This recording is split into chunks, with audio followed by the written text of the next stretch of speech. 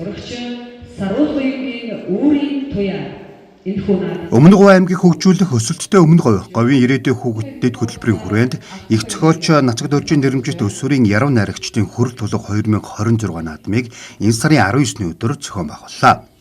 Наадмыг энэ жил 28 дахь жилдээ зохион байгуулж дунд ахлах насны ангиллаар 30 яруу найрагч хүүхдүүд өрсөлдөжээ. Хүрэл тулаг 2026 хүүхд яруу найргийн наадам маань амжилттай явагдаж байна. Энэ удаад бол 7 сумаас ирж ингэж оролцож байгаагаараа бас онцлогтой байна. Хүрэл тулаг 2026 яруу найргийн наадамд 7 сумын шилдэг яруу найрагч хүүхдүүд хүрэлцэн ирж оролцсноороо онцлогтой байлаа. Оролцож байгаа хүүхдүүд их орон ээж аавын элбэрэл хайрыг илэрхийлсэн сэдвээр шүлэг бүтээлээ бичиж уран яруу уншижээ.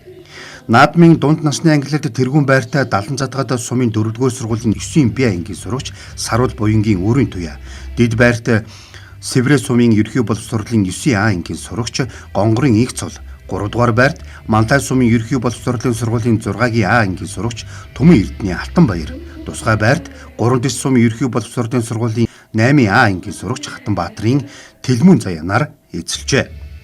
Харин ахлах насны ангиллалд тэргүүн байрт Далан задгаад сумын 1-р сургуулийн 10 Б ангийн сурагч Ууган Бямбын Наранбаяр, Дэд байрт 5-р сургуулийн 10 Б ангийн сурагч Батсайхны Сувд Эрдэнэ, 3-р байрт 1-р сургуулийн 10 Д ангийн сурагч Мөнхбаатрын Анхбаатар, тусгай байрт 1-р сургуулийн 11 В ангийн сурагч Буян гişгийн Цэрэн Жиргалнаар шалгарчээ. Яруу найраг бичих дуртай. Тэгээд багасаа ер нь сонирхож ирсэн. Миний хамгийн дуртай яруу найрагч Бовог л хавсурна. Энэ хүрэл тулгын тэмцээнд 3 дахь жилдээ оролцож байна. Манай үеийн хүүхдүүд болохоор яг ингээд шүлгийг ингээд маш шимтэн бичдэг хүүхдүүд байгаа.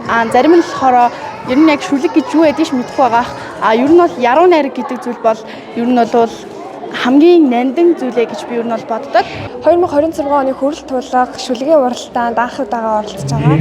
Эхний удаагийн шалгарлаар зүүд 2-р даваан дээрээ зам зөрчсөн хайр шүлгээрээ оролцоод дэд байранд орсон байгаа. Ингээд 10 дугаар ангид орж ирээд 9 сараас хойш шүлэг бичих гэж байгаа. Нэг удааг байгаа. Тэгээд багаас ер нь юм зөхөх айгуу дуртай байсан.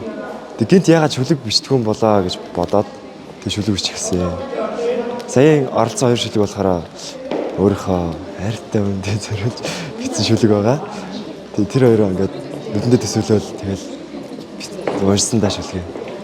Наадам нь хүүхд багчуудын авьяас чадварыг нэг хөгжүүлэх их хэлний баялаг өвгийн сан түгэнд дэлгэрүүлэх уран бүтээл сэтгэлгээг төлөвшүүлэхэд чухал ач холбогдолтой юм.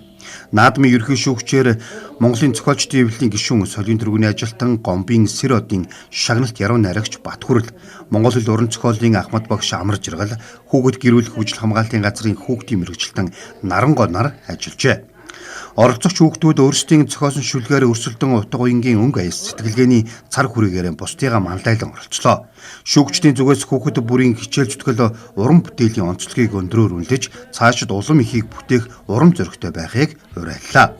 Тэргүүн барьж шалгарсан сурагчид дараагийн шатны буюу улсын уралдаанд оролцох эрхээ авсан юм а.